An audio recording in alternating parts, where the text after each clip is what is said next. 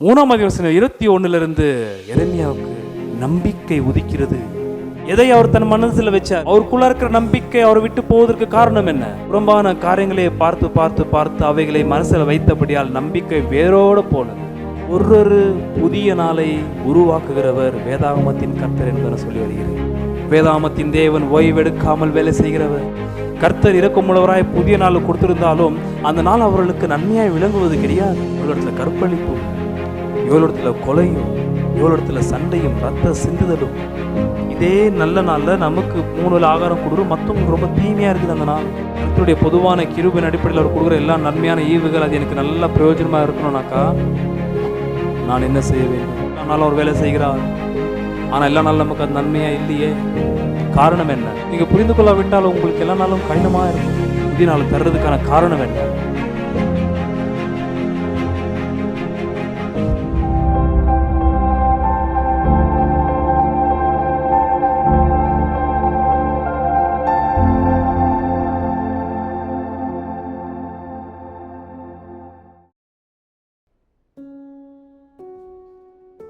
Galatians chapter 3 verses 21 to 26. புலம்பல் 3 அதிகாரம் வசனம் 21 26 வசனம் வரைக்கும் வாசிக்கிறேன். இதை என் மனதிலே வைத்து நம்பிக்கை கொண்டிருப்பேன். நாம் நிர்மூலமாகாதிருக்கிறது கர்த்தருடைய கிருபையே, அவருடைய இரக்கங்களுக்கு முடிவில்லை. இவைகள் காலைதோறும் புதியவைகள், உமது உண்மை பெரிதாய் இருக்கிறது. கர்த்தர் என் பங்கு என்று என் ஆத்துமா சொல்லும். ஆகையால் அவரிடத்தில் நம்பிக்கை கொண்டிருப்பேன். தமக்கு காத்திருக்கிறவர்களுக்கும் தம்மை தேடுகிற ஆத்துமாவுக்கும் கர்த்தர் நல்லவர். கர்த்தருடைய இரட்சிப்புக்கு நம்பிக்கையோடு காத்திருக்கிறது நல்லது. This I recall to my mind, therefore I have hope. The Lord's loving kindness indeed never ceases, for his compassions never fail. They are new every morning, great is your faithfulness. The Lord is my portion, says my soul, therefore I have hope in him. The Lord is good to those who wait for him, to the person who seeks him. It is good that he waits silently for the salvation of the Lord. வேதாகமத்தின் நம்பிக்கை ஒரு மனுஷனுடைய இதயத்திலே வாழ்வதற்கான காரணத்தை கொடுக்கும் என்பதை நான் போன வாரத்திலே தொடக்கினது உங்களுக்கு கொஞ்சம் ஞாபகப்படுத்த விரும்புகிறேன். Hope of the Bible, expectation of the Bible gives reason for a man to live. மனுஷன் வாழ்வதற்கு வேதாகமத்தின் நம்பிக்கை காரணத்தை கொடுக்கும். வேதாகமத்தின் நம்பிக்கை இல்லாத ஒரு கிறிஸ்தவனுக்கு தான் வாழ்வதற்கான அர்த்தம் கிடைக்காது. நாம் வாழ்வதற்கான ஒரு அர்த்தம் வேண்டுமென்றால் நமக்கு வேதாகமத்தின் நம்பிக்கை ரொம்ப அவசியம். நம்பிக்கை இல்லாத எந்த மனுஷனும், நம்பிக்கை இல்லாத கிறிஸ்தவன் இருக்க வாய்ப்பில்லை. நம்பிக்கையும் விசுவாசமும் குறைவுள்ள விசுவாசிகள் இருக்கலாமே தவிர நம்பிக்கையே இல்லாத ஒரு விசுவாசியே இருக்க வாய்ப்பில்லை. உலகத்தாருக்கு வேதாகமத்தின் ஜீவ நம்பிக்கை இல்லாத பட்சத்தில் அவர்கள் பூமியில வாழும் மட்டும் தங்களை பற்பல பாவமான காரியங்களுக்கு அடிமைப்படுத்தி கொண்டு இப்பிரபஞ்சத்தின் இன்பமான மோகங்களுக்கு தங்களை உள்படுத்தி இதுதான் வாழ்வு என்று எண்ணிக்கொள்வார்கள். அது ஒரு மிருகத்தனமான வாழ்வு. ஆனால் கிறிஸ்தவன் தான் வாழ்கிற வாழ்க்கை தனக்குள்ளாக இருக்கிற நம்பிக்கையின் அடிப்படையிலே. ஏனென்றால் வேதாகமத்தின் நம்பிக்கை ஒரு விசுவாசி வாழ்வதற்கான அர்த்தம் கொடுக்கும். வாழ்வதற்கு அர்த்தம் தெரியாதவர்கள் தான் வாழ்க்கையை வெறுப்பார்கள், வாழ்க்கையை முடித்துக் கொள்ளலாம் என்று எண்ணுவார்கள். அவங்களுடைய வாழ்க்கை அவர்களுக்கு ருசி இல்லாமல் கசப்பாக விளங்கும். என்றால் நம்பிக்கை இல்லை. நான் விசுவாசத்தை பற்றி பேசவில்லை, நம்பிக்கை பற்றி பேசிக் கொண்டிருக்கிறேன். நம்பிக்கை தான் நமக்கு, முக்கியமாக கிறிஸ்தவர்களுக்கு, கிறிஸ்தவ வாழ்க்கை வாழ்வதற்கான அர்த்தத்தை கொடுக்கும். அர்த்தமில்லாமல் நாம் வாழ்வதற்கான காரணம் வேதாகமத்தின் நம்பிக்கை இல்லை. என்னத்தை வாழ்ந்து என்னத்தை கிழித்தோம் என்று உலகத்தார் சொல்லலாம். அது உலகத்தாருடைய பேச்சு. எதுக்காக பிறந்தோம் என்ற கேள்விக்கு பதில் அவர்களுக்கு தெரியாமல் இருக்கலாம். எதற்காக இன்னும் நம்ம வாழ்ந்து கொண்டிருக்கிறோம் என்பதான கேள்விக்கு அவர்களுக்கு பதில் கிடைக்காமல் இருக்கலாம். எங்க என்னுடைய வாழ்க்கை முடிது என்றும் அவர்களுக்கு தெரியாமல் இருக்கலாம். வாழ்க்கை மரணம் என்பதான வல்லமையிலே இந்த பூமியின் வாழ்வு முடியும் பொழுது எங்க போவோம், என்ன ஆவோம் என்பதும் அவர்களுக்கு தெரியாமல் இருக்கலாம். ஆனா கிறிஸ்தவனுக்கு இதுக்கு எல்லாத்துக்கும் அர்த்தம் உண்டு.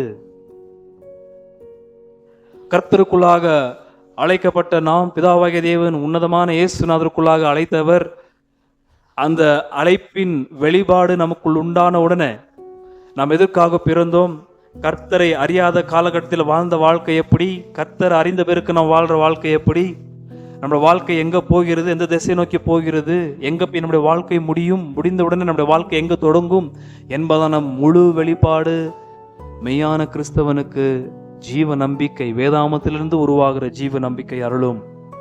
அப்படி ஜீவ நம்பிக்கை இல்லாத எந்த விசுவாசிக்கும் வாழ்வு கசப்பாக இருக்கும்.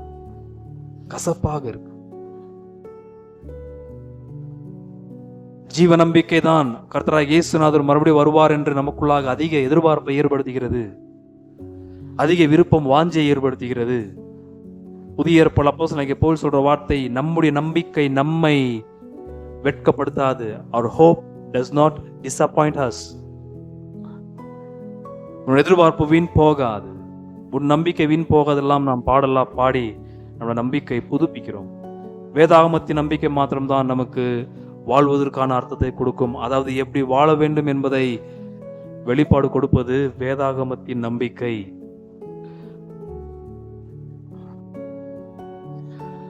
எரேமியா என்பதான பரிசுத்தமுள்ள தீர்க்கதரிசி பெரிய நம்பிக்கையுடன் வாழ்ந்து வந்தான்.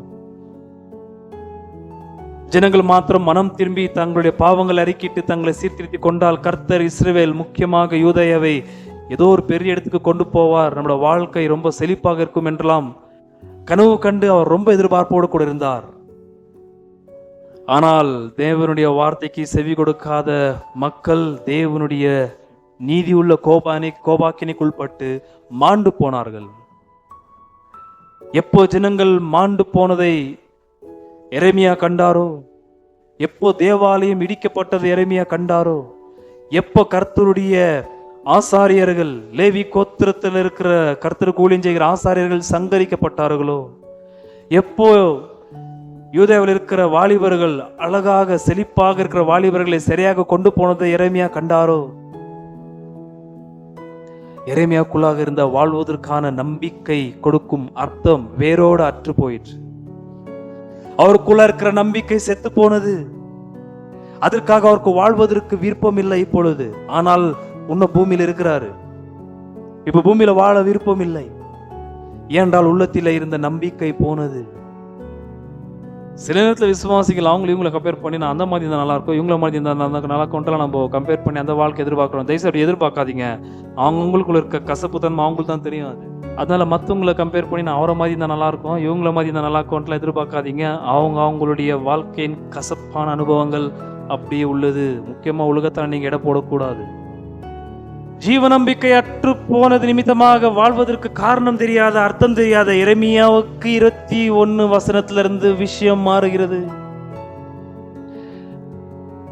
Disappeared hope appears in verse 21 on.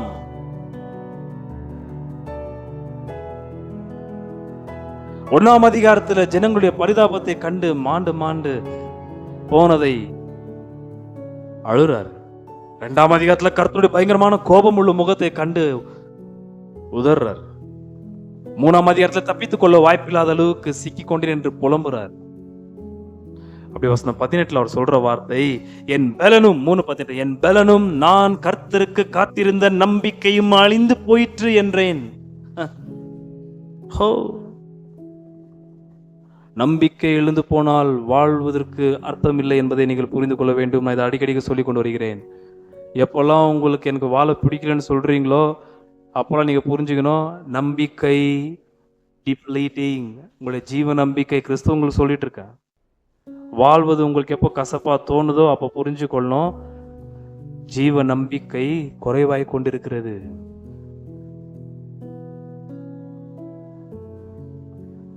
அத்திய காரணங்களை சொல்லிக்கொண்டு எனக்கு வாழ விருப்பம் இல்லை என்று சொல்ல வேண்டாம். புறம்பான வாழ்வுல நமக்கு உபத்திரவம் உண்டு என்று கர்த்தர் நமக்கு ஏற்கனவே சொல்லியிருக்கிறாரு. ஆகிலும் திடன் கொள்ளுங்கள், உலகத்தை நான் ஜெயித்தேன்றாரு. என்ன அர்த்தம்? வெளித்துல உபத்திரவம் வந்தாலும் உன்னுடைய வாழ்வை வந்து அது கசப்பாக்காது. வெளித்துல கூட உபத்திரவம், பசி பட்டினி இருக்கட்டும், வியாதிகள் இருக்கட்டும், பற்றாக்குறைவு இருக்கட்டும், சண்டைகள், குழப்பங்கள், உபத்திரவங்கள், பற்பல தொல்லைகள் இருக்கட்டும், அது இல்லைன்னு கர்த்தர் சொல்லவில்லை, அது நானும் சொல்லவில்லை இல்லை என்று. ஆனாலும் கிறிஸ்துவனை பார்த்து கர்த்தர் சொல்ற வார்த்தை வாழணும். எது வரைக்கும்? அவர் கூப்பிடுற வரைக்கும். எப்படி வாழ முடியும்? ஜீவ நம்பிக்கை. ஜீவ நம்பிக்கை இருந்தால் கிறிஸ்துவுக்கு அடுத்த வாழ்க்கையை வாழ முடியும். நம்பிக்கை இல்லாத பட்சத்திலே வாழ்வு வாழ வாய்ப்பில்லை. அதனால சகோதரிகள், குடும்ப பிரச்சனை, வறுமையெல்லாம் கண்டு வாழ்க்கையை வெறுத்துடக்கூடாது. சோறா உங்களுக்கு சந்தோஷத்தை கொடுக்குது, கல்வியா உங்களுக்கு சந்தோஷத்தை கொடுக்குது, வேலையா உங்களுக்கு சந்தோஷத்தை கொடுக்குது. அதெல்லாம் தேவைதான். அது நம்முடைய வாழ்க்கைக்கான சந்தோஷம் அது இல்லை அன்பானவர்கள. நம்முடைய வாழ்க்கைக்கான சந்தோஷம் வந்து கர்த்தர். அவர் ஏற்கனவே சொல்லியிருக்கிறோம் போன வாரத்தில். அது இப்போ கொஞ்சம் ஞாபகப்படுத்தி கீழே வேகமாக போயிடுறேன் நான். அதெல்லாம் இருந்தாலும் இல்லாவிட்டாலும் என்னுடைய சந்தோஷத்தையும் கர்த்தர் நமக்கு அருளியிருக்கிற சமாதானத்தையும் ஜீவ நம்பிக்கையும் யாராலும் எடுக்க முடியாது, நம்ம தவிர. ஜீவ நம்பிக்கை எப்போதும் புதுசா வச்சுக்கணும். நீங்க இருதயத்தில் எப்போதும் ஜீவ நம்பிக்கை be renewed. எல்லா நேரத்திலும் அது புதுப்பிக்கப்பட்டுட்டே இருக்கணும். ஜீவ நம்பிக்கை அதுதான் நம்முடைய ஒரு கர்த்தர் அருளுகிற நாள்ல நடத்துகிறது. இல்லைனாக்கா வேலைக்கு போன நீங்க வந்து வீட்டுக்கு வர்றதுக்கு விரும்ப மாட்டீங்க. உங்களுக்கு வீட்டில் இருக்கிறதும் பிடிக்காது. எங்க அம்மா வீட்டுக்கு போறேன், என் ஃப்ரெண்டு போய் 2 நாள் இருந்துட்டு வரேன், அவங்க எங்கன்னா சுத்திக்கின்னு எப்படின்னா இருக்கிற இந்த நாளை வந்து தாண்டி போயிடணும், எனக்கு இருக்க முடியல. எனக்கு 3ஆம் அதிகாரம் 21 எரேமியாவுக்கு நம்பிக்கை உதிக்கிறது. அந்த நம்பிக்கை அவருடைய இருதயத்தை நிறுவி வழிகிறது. அதுக்கப்புறம் ஒரு பேச்செல்லாம் மாறுது. எப்படி? 21 இதை என் மனதிலே வைத்து நம்பிக்கை கொண்டிருப்பேன். எதை அவர் தன் மனசுல வச்சாரு பாருங்க. மனசுல ஏதோ ஒன்று வச்சதுனால தான் நம்பிக்கை வந்திருக்கிறது. அவருக்குள்ள இருக்கிற நம்பிக்கை அவரை விட்டு போவதற்கு காரணம் என்ன? 21 வைக்க வேண்டியதை வைக்காமல் வேற ஏதோ வச்சிருக்கிறாரு.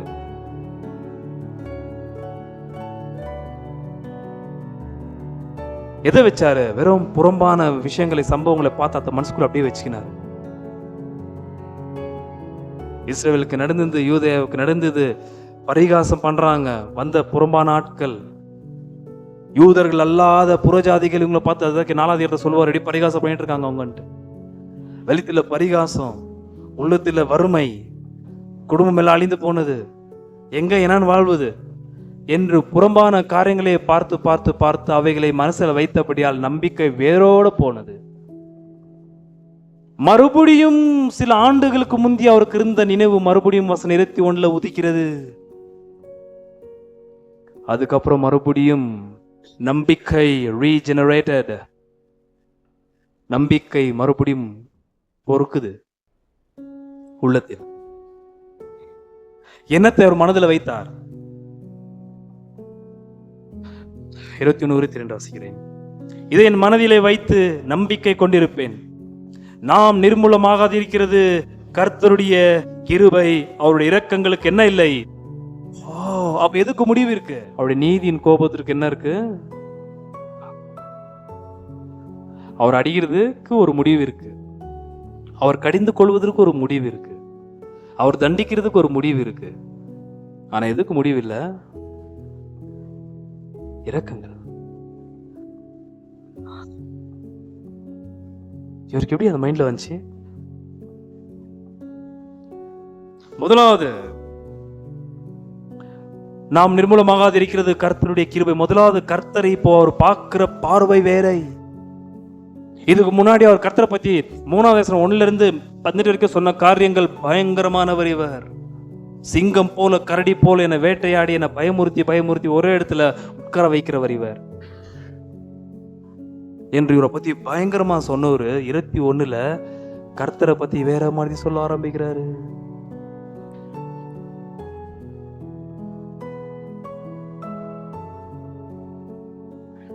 யார் இந்த கர்த்தர்? போன 2 வாரம் சொன்னதை கொஞ்சம் ஜஸ்ட் மேலோட்டமா சொல்லி முடிச்சிடுறேன். 22-23 நாம் நிர்மூலமாக இருக்கிறது கர்த்தருடைய கிருபையே, அவருடைய இரக்கங்களுக்கு முடிவில்லை. 23 அவைகள் என்ன வார்த்தை? காலைதோறும் புதியவைகள். எது? கர்த்தருடைய நல்லா கவனித்தா போன வாரத்தில் 2 வாரமா உங்களுக்கு சொல்லி வந்தேன். காலைதோறும் ஒரு புதிய நாளை உருவாக்குகிறவர் வேதாகமத்தின் கர்த்தர் என்பதை சொல்லி வருகிறேன். நாம் காலையில விழித்து வேலைக்கு போவதற்கு முந்தி நம்முடைய வேதாகமத்தின் கர்த்தர் புதிய நாளுக்கு தேவையானதை வேலை செய்கிறவராயிருக்கிறார். God of the Bible always without resting works. வேதாகமத்தின் தேவன் ஓய்வெடுக்காமல் வேலை செய்கிறவர் 24 மணி நேரமும். நமக்கு புதிய நாளை உருவாக்கி அந்த புதிய நாளுக்கு தேவையானது எல்லாத்தையும் அவர் ஏற்படுத்தினால் ஒளியே நாளைக்கு எழும்பி உங்களால என்னால வேலைக்கு போக முடியாது. அது போன வாரத்தில் 104ஆம் சங்கீதத்தை வைத்து நான் முடித்தேன். சூரியனை உதிக்க செய்யணும், சந்திரனை உதிக்க செய்யணும், சந்திரன் வரும்போது சூரியனை அஸ்தமிக்க செய்யணும், திருப்ப இருளை ஏற்படுத்தணும், அப்பதான் தூங்க முடியும். ஆனா அவர் வேலை செஞ்சதான் நம்மளுக்கு தூக்கம் உண்டு. விடியங்காலத்தில் சூரியனை உதிக்க செய்யும் பொழுது நாம் ஆரோக்கிய பலத்தோடு கூட எழும்பணும். அப்பொழுது நம்மளால வேலைக்கு போக முடியும். நாம் வேலைக்கு போனோம்னாக்கா வேலை செய்வதற்கு ஒட்டுமொத்த விஷயங்களை அவர் ஆயத்தப்படுத்தி கொடுக்கணுங்க. ஆயத்தப்படுத்தாவிட்டால் தலைகள்னால வேலை கூட செய்ய முடியாது நம்மால. அதுக்கப்புறம் எப்படி விதைகளை விளைக்க செய்கிறார், எப்படி தண்ணீரை அனுப்புகிறார், எப்படி மழையை அனுப்புகிறார், எப்படி ஜந்துக்களை போஷிக்கிறார், பறவைகளை போஷிக்கிறார், நடமாடுகிற சில மிருகங்களுக்கு உணவு தேவைனாக்கா லட்சக்கணக்கான மிருகங்களை உருவாக்க வேண்டியதா இருக்கிறது. பழங்களையும் சசியங்களையும் புசிக்கிற காய்பழங்களை புசிக்கிற மிருகங்களை ரத்த மாம்சம் புசிக்கிற மிருகங்களுக்கு இரையா இருக்குனாக்கா அத்தை பல மடங்கு அவர் பெருக செய்யணும். அதனால தான் சிங்கப்பூல் இருக்கிறது போல மான்கள் இருக்காது. அது ரொம்ப போவோம். அது ஏன்னா அச்சு சாப்பிடாது. அந்த அளவுக்கு ஒரு உருவாக்குறவர். நான் கஷ்டப்பட்ட நான் வாங்கி சாப்பிட்டேன், நீ கஷ்டப்பட்ட வாங்கி சாப்பிட்ட அந்த வார்த்தையை வரவிடாது கிறிஸ்தவ வாயில. அதனால அதிகாரம் போகும்போது தெரியும் உங்களுக்கு. 1 தீமோத்தேயு 4ஆம் அதிகாரத்துல பவுல் சொல்ற வார்த்தை, ஸ்தோத்திரத்துடனே நன்றி உள்ள இருதயத்தோடு நாம் பதார்த்தங்களை எடுத்துக்கொண்டால் எது ஒன்றும் பாவம் கிடையாது, எல்லாம் பரிசுத்தமானது. நன்றியோடு கூட பதார்த்தங்களை உணவுகளை வாங்கி நாம் சாப்பிட வேண்டும், ஸ்தோத்திரம் பண்ணி சாப்பிட வேண்டும். ஏன்? அது நம்மளோட உழைப்பினால் வந்தது கிடையாது, நம்முடைய கர்த்தர் வேலை செஞ்சதுனால வந்தது. அது நான் இன்னும் கர்த்தரோட இரக்கங்களை பற்றியெல்லாம் இன்னும் போகலை. போன வாரத்தில் விட்டதை மாத்திரம் இன்றைக்கு உங்களுக்கு லேசாக நான் அதை வெளிப்படுத்த நான் வாஞ்சியா இருக்கிறேன். எதின் அடிப்படையில் கர்த்தர் புதிய நாளை உருவாக்கி புதிய நாள் நமக்கு கொடுத்து நம்மளை வாழ வைக்கிறார்? அவருக்குள்ள இருக்கிற அந்த டிரைவிங் ஃபோர்ஸ் எது? எந்த இம்பிட்டஸ், எந்த ஒரு அவருக்குள்ள இருக்கிற வல்லமை மனுக்குலத்திற்கு புதிய நாளை ஏற்படுத்தி அந்த புதிய நாளில் தேவையான அனுத்தையும் தராரு. மத்திய சுவிசேஷம் 5ஆம் அதிகாரம் 43 வாசிக்கிறேன், 48 வரைக்கும். உனக்கு அடுத்தவனை சிநேகித்து உன் சத்ருவை பகைப்பாயாக என்று சொல்லப்பட்டதை கேள்விப்பட்டிருக்கிறீர்கள். நான் உங்களுக்கு சொல்லுகிறேன், உங்கள் சத்துருக்களை சிநேகியுங்கள், உங்களை சபிக்கிறவர்களை ஆசீர்வதியுங்கள், உங்களை பகைக்கிறவர்களுக்கு நன்மை செய்யுங்கள், உங்களை நிந்திக்கிறவர்களுக்காகவும் உங்களை துன்பப்படுத்துகிறவர்களுக்காகவும் ஜெபம் பண்ணுங்கள். இப்படி செய்வதனால் நீங்கள் பரலோகத்தில் இருக்கிற உங்கள் பிதாவுக்கு என்னவாயிருப்பீர்கள்? புத்திரராயிருப்பீர்கள். 48 வாசிக்கிறேன். ஆகையால் பரலோகத்தில் இருக்கிற உங்கள் பிதா பூரண சர்க்குணராய் இருக்கிறது போல நீங்களும் பூரண சர்க்குணராய் இருக்க கடவீர்கள். இங்கதான் ஒரு முக்கியமான விஷயத்தை நான் உங்களுக்கு சீக்கிரமாய் சொல்லி முடித்து லமெண்டேஷன் 3ஆம் அதிகாரத்துக்கு நாம் போவோம். 45 வாசித்து இப்ப கேள்வி கேட்பேன். இப்படி செய்வதனால் நீங்கள் பரலோகத்தில் இருக்கிற உங்கள் பிதாவுக்கு புத்திரராய் இருப்பீர்கள். அவர் தீயோர் மேலும் நல்லோர் மேலும் தமது சூரியனை உதிக்க பண்ணி. அப்ப சூரியன் யாருது? யாருது சூரியன் அங்க சொல்லப்பட்டுக்குது? தமது சூரியனை. சூரியன் நட்சத்திரம் எல்லா கிரகங்களும் உண்டாக்கினது சத்தியமுள்ள வேதாகமத்தின் கர்த்தர். அது அவருது. அது தானா வந்துச்சின்னு பைத்தியக்காரன் தான் சொல்லிட்டு இருக்கான். தானா எதுவுமே வராதுங்க. எது ஒன்றும் தானா வராது. உங்களுக்கும் எதுவுமே தானா வராது. எல்லாத்துக்கும் வேலை செய்யணும். உங்களுக்கு முடி தானா வளர்த்துருதா தலையில? தானா எதுவுமே வளராது. எது ஒண்ணுக்கும் ஒரு காரணம் இருந்தே இருக்கும். சூரியன் கர்த்தருடையது, தமது சூரியனை உதிக்க செய்கிறார்.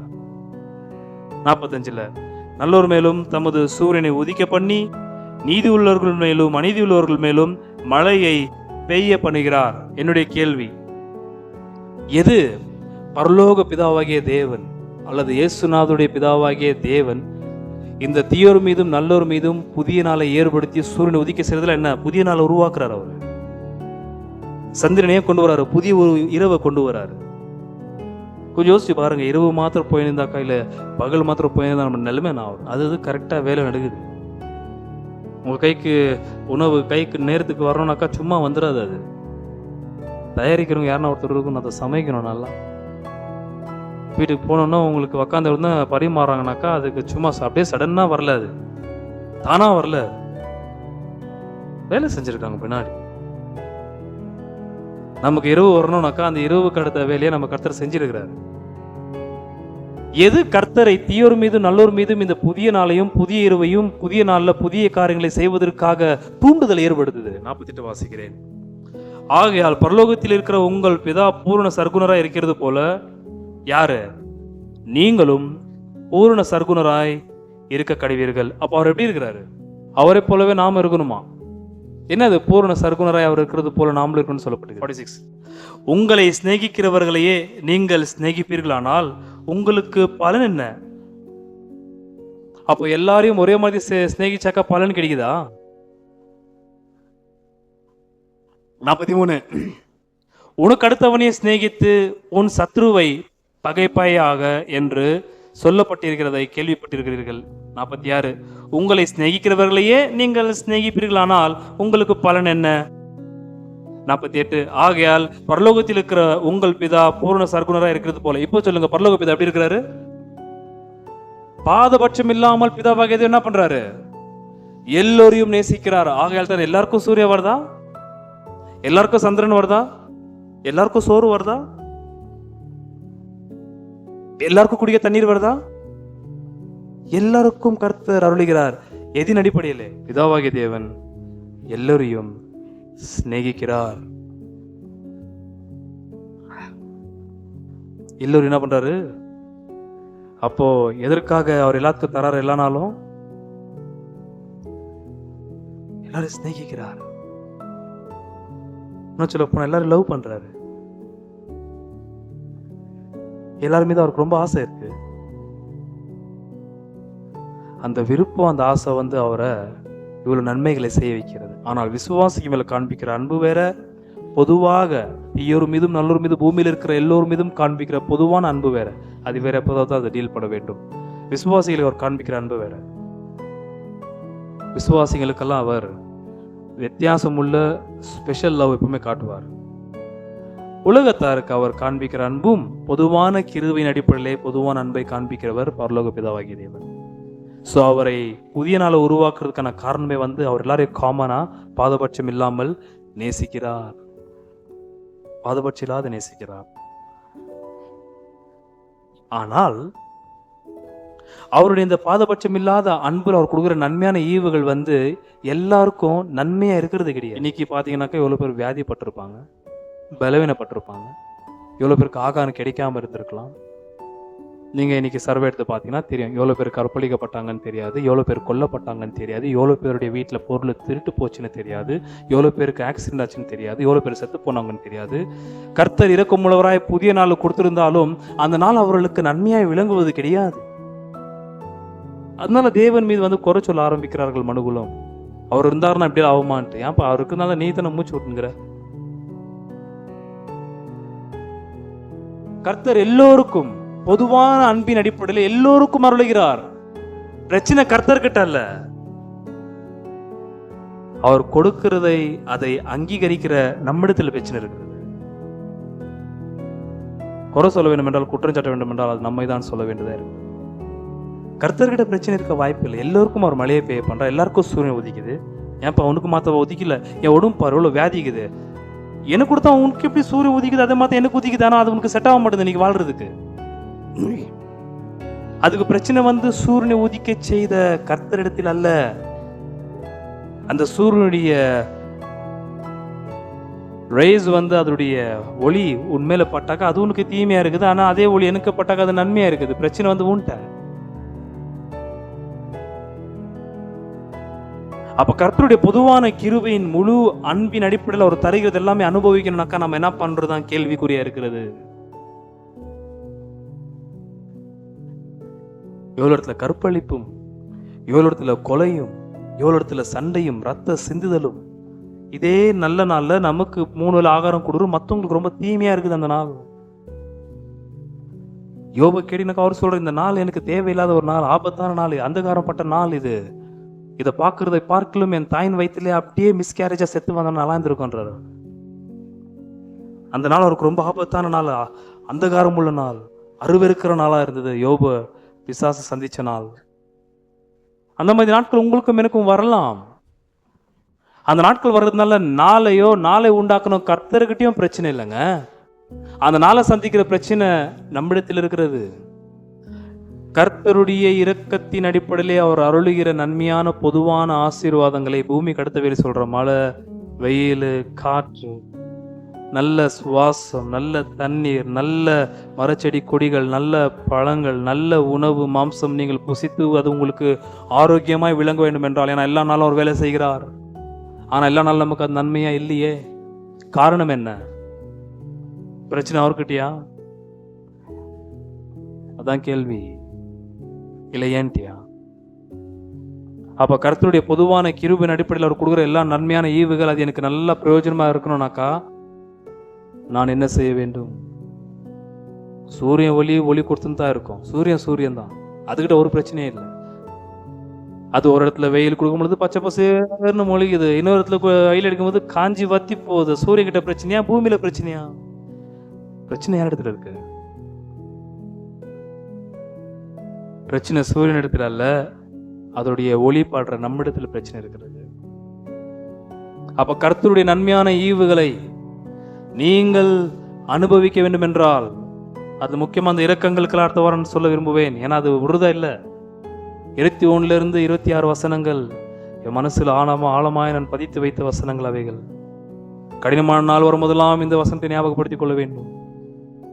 வறுமையின் காலம் வரும்போதெல்லாம், வியாதியின் காலங்கள் நமக்கு வரும்போதெல்லாம், சரீரம் பலவீனப்படும் போதெல்லாம், பயமும் திகிலும் ஏற்பட்டு நித்திரை கெடும் போதெல்லாம் நீங்கள் நினைவுபடுத்திக் கொள்ள வேண்டிய அருமையான வசனங்கள் அது.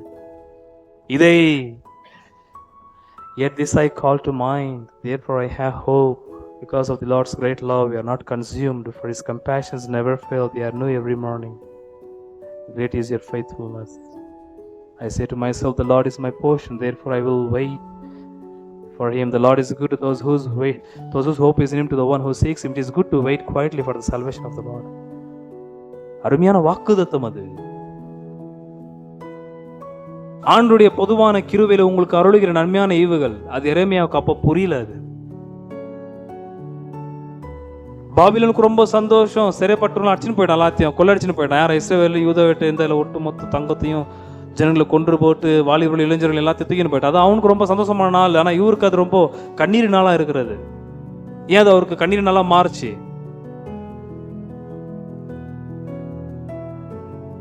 காலைதோறும் இரக்கங்கள் புதியதா இருக்குது சொன்னாரு. இவருக்கு ஏன் அந்த புதுசா இல்ல? அப்போ இதுக்கு முன்னாடி கர்த்தருடைய முழு பொதுவான அன்பின் இரக்கங்களின் அடிப்படையிலே அவர் அருளுகிற நன்மையான ஈவுகளை நாம் அனுபவிக்க வேண்டும் என்றால், இந்த பூமியிலே அது நமக்கு தீமையாய் விளங்காதபடிக்கு நன்மைக்கு எதுவாக இருக்க வேண்டும் என்றால்,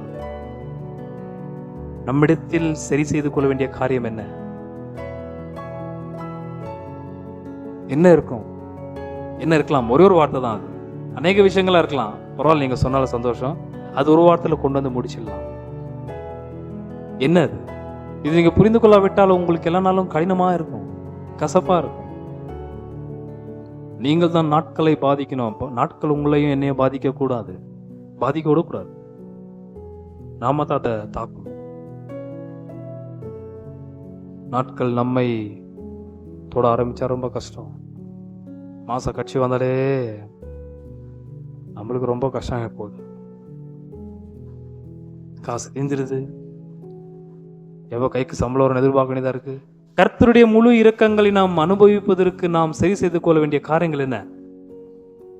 நீங்கள் அதை கண்டுபிடித்து சரி செய்து கொள்ளாவிட்டால் அந்த நாள் கர்த்தருடைய நன்மையான நாட்கள் நமக்கு தீமையாக விளங்க வாய்ப்பு உண்டு. ஃபர்ஸ்ட் ஆஃப் ஆல், எரேமியாவுக்கு கர்த்தருடைய இரக்கங்களை குறித்து அவர் ஞாபகப்படுத்திக்கணும்னாக்கா, அதுக்கு முன்னாடி அவர் ஏதோ ஒரு விஷயத்த பார்த்துருக்கணும் அல்லது யோசிச்சிருக்கணும். என்னவா இருக்கலாம்? கசட் என்பதான கிரீக் வேர்டு.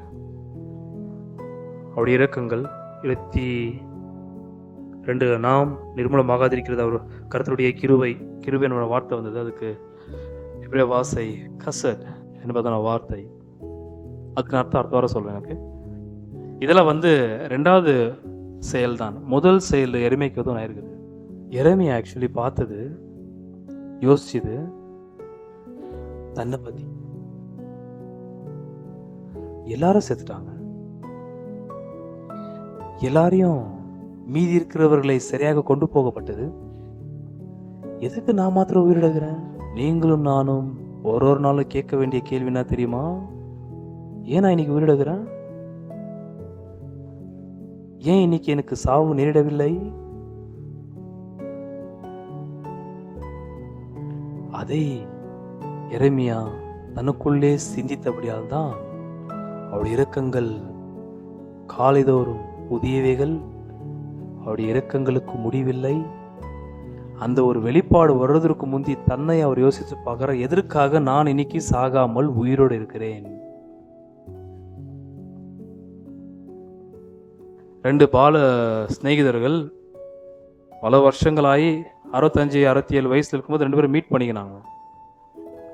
மீட் பண்ண உடனே அவரை பார்த்தா இன்னொரு சிநேகிதன், என்னடா இன்னும் சாவாமகிற, நீ செத்த நினைச்சேன் நான் அப்படின்னு கேள்வி கேட்டுக்கிறார். அவர், நீ இன்னும் சாகாமகிற? டேய், பல வருஷம் விட்டு பார்த்துக்கிறோமே, எவ்வளோ நல்ல விஷயங்கள் பேச வேண்டியது இருக்குது, என்னை பார்த்து இன்னும் சாவலியன்னு கேட்குறீங்க, நியாயமா இது?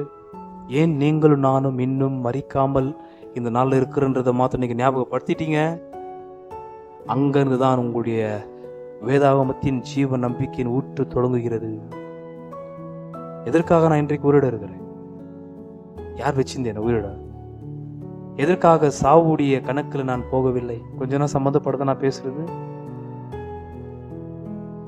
ஒருவேளை எதற்காக நான் இன்றைக்கு உயிரிடுகிறேன் என்று நீங்கள் யோசிச்சு உங்களை நீங்களே கேள்வி கேட்டால் என்ன பதில் நீங்க கண்டுபிடிப்பீங்க? Why Lord? Why one more day?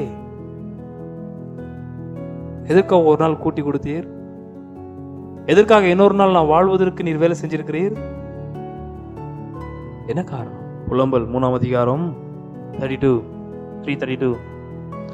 அவர் சஞ்சலப்படுத்தினாலும் தமது மிகுந்த கிருபையின்படி இறங்குவார். எனக்கு அந்த வார்த்தை ரொம்ப முக்கியம். அவருடைய இரக்கங்கள் புதியவைகள் சொல்லப்பட்டுச்சு தானே 22ல. அவருடைய இரக்கங்களுக்கு முடிவில்லை என்று 22ல சொன்னவருக்கு 32ல அவர் சஞ்சலப்படுத்தினாலும் தமது மிகுந்த கிருபையின்படி என்ன வார்த்தை? எக்ஸாக்ட் மீனிங் அது. கசட் என்பதான எபிரேய பாஷைக்கு அர்த்தம் இறங்குவார். அவர் வெசனப்படுத்தினாலும் இரக்கம் காண்பிப்பார். ஒரு நாள் நம்ம கண் விழித்து புதிய நாளை பார்க்கும்போது எதற்காக கர்த்தர் எனக்கு இந்த புதிய நாள் கொடுத்திருக்கிறார்? நம்மளது என்ன நம்ம முட்டாள்தனமான பிளானு, அடுத்த வருஷத்துக்குள்ள இது பண்ணிடணும், அதுக்கு அந்தாண்ட வருஷத்துக்குள்ள அது சாதிச்சிடணும், இவ்வளவு எடுத்துடணும், நான் அது முடிச்சிடணும். இது ஃபர்ஸ்ட் இருக்கிற நாளை பத்தி யோசனை இல்லை அங்க.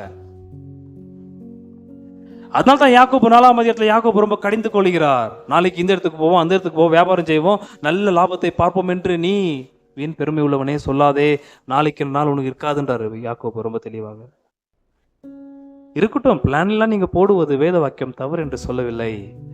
அதற்கு முந்தி இந்த நாள் நான் எதற்காக உயிரோடு இருக்கேன் என்பதை நீங்கள் நினைத்து கொண்டால் அந்த நாளில் உங்களுக்கு வர வேண்டிய சேதாரம் நிச்சயமாய் சொல்லுகிறேன், கர்த்தர் உங்களுக்கு கிருபையாய் பாராட்டின அந்த இரக்கமுள்ள நாளில் அந்த சேதாரம் உங்களை தொடாது. த டே டுடே, அது வேதாமத்தின் பதம். அது இன்றைக்குன்ற வார்த்தை எவ்ரி ஆசிரியர் ரொம்ப அற்புதமா எடுத்து பேசுவார். Today today, not tomorrow or yesterday, today. நேற்றை பத்தியே யோசிக்காத, நாளை பத்தின விஷயம். இன்றைக்கு புதிய நாள் கால் வச்சிருக்கிறே, அந்த நாள் எதற்காக உனக்கு சாவு நாளா இல்லாமல் நீ வாழ்ந்து கொண்டிருக்கிறாய் என்பதான கேள்வி உன்னிடத்திலும் என்னிடத்தில் நாம் கேட்டதே ஆனால் அதற்கு ஒரு நல்ல பதில் கிடைக்கும். அந்த பதிலிருந்து தான் உங்களுடைய நம்பிக்கை தொடங்கும். அந்த நாள் உங்களுக்கு இன்பமான நாளா இருக்கும். கர்த்தருடைய பொதுவான கிருபையை நீங்கள் அபரிவிதமாய் ருசி பார்க்கலாம். யோசிச்சிருக்கீங்களா நீங்க எப்போ நான் எதற்காக இன்னைக்கு உயிரிழக்கிறேன்ட்டு? எவ்வளவு பேர் யோசிச்சிருக்கீங்க? அப்படி நேத்து இல்ல நாளைக்கு இது இல்ல பத்தியா, ஆண்டவர் நான் எனக்கு இன்னைக்கு உயிரிழக்கிறேன். என் ஏஜ் பசங்க எவ்வளவு பேர் செத்துருக்குறாங்க. என் வயசு உள்ளவங்க இன்னைக்கு இல்லையே. அப்படி இருந்தாலும் வியாதிப்பட்டிருக்கிறாங்களே, பத்த படிக்க இருக்கிறாங்களே. நான் எதற்காக இன்றைக்கு உயிரிட இருக்கிறேன் என்பதான கேள்வியை நீங்களும் கேட்டால் ஒரு விஷயம் நமக்கு வெளிப்படும். அங்கிருந்து தான் உங்களுடைய நம்பிக்கை தொடங்கும். யோசிக்கவே மாட்டோம், அது ஆட்டோமேட்டிக்கா அப்படியே தானா போயிருதுன்ற எண்ணம் நமக்கு தானா போல ஏதோ ஒன்று கொடுக்கப்பட்டுக்குது. கர்த்தர் அருள் இருக்கிறார்.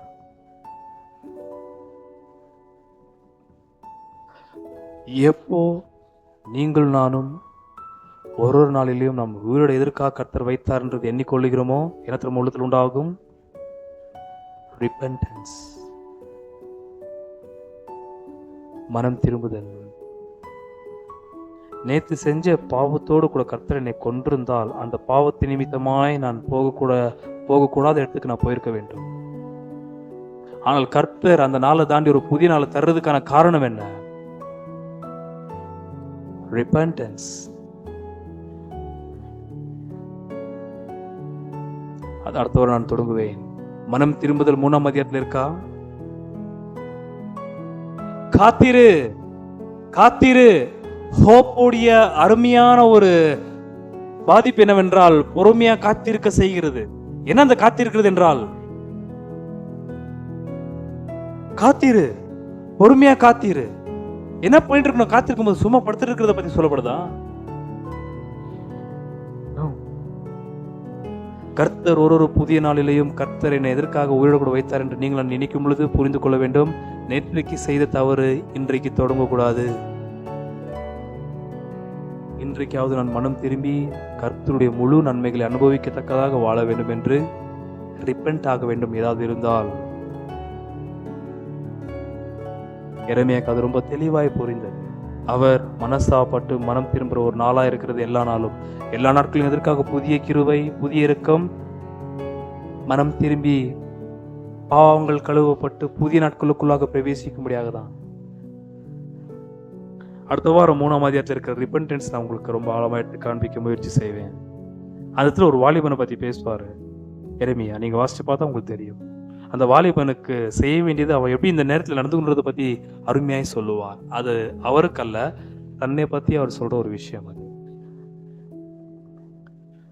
உங்களுக்கு கர்த்தருடைய பொதுவான கிருபையின் அடிப்படையிலே அவருடைய நன்மைகள் நீங்கள் திருப்தியாக மனப்பூர்வமாய் அனுபவிக்க வேண்டும் என்றால், கர்த்தர் அருளப்படுகிற ஒரு நாளும் நமக்கு தீமையாய் விளங்கக்கூடாது என்றால், நான் எதற்காக இந்த நாள் உயிரோடு இருக்கிறேன் என்பதை நீங்கள் நானும் ஞாபகப்படுத்திக் கொள்ள வேண்டும்.